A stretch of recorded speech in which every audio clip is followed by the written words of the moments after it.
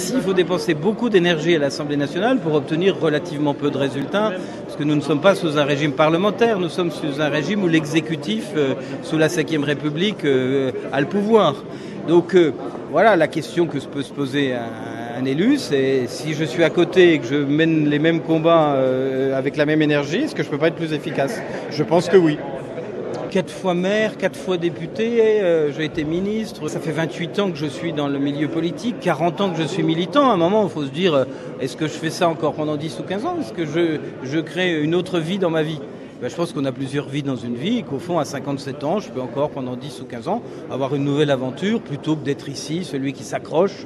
Alors c'est vrai que c'est confortable, hein. J'ai un beau bureau, un chauffeur, je suis vice-président de l'Assemblée, j'ai une dimension sociale, tout ça pourrait dire, bon, on reste dans le confort. Mais un confort qui ne produit rien, pour moi en tout cas, est un confort qui n'a pas de sens. Et quand on fait de la politique, on essaye d'incarner des choses. Donc voilà, si on peut les incarner ailleurs et être plus efficace, j'en serais très heureux. Il y a quelques jours, on a un député, François Ruffin, qui disait que c'était un grand théâtre ici. Est-ce que vous avez le sentiment, pendant toutes ces années, d'avoir participé à une grande pièce de théâtre ?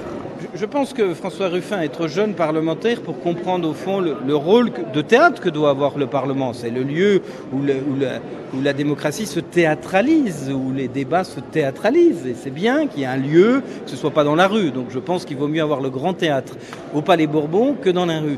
Mais qu'au fond, derrière ça, il y a un déséquilibre des pouvoirs entre l'exécutif et le législatif qui s'est fait depuis des années. Et je n'accuse personne à court terme, et qui fait qu'aujourd'hui le Parlement est plus un lieu de conservation, un lieu où on est plutôt suiveur que précédeur.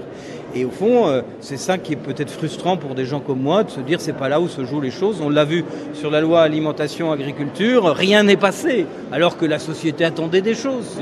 Et rien n'est passé parce que la maison est une espèce de chaudron de conservatisme.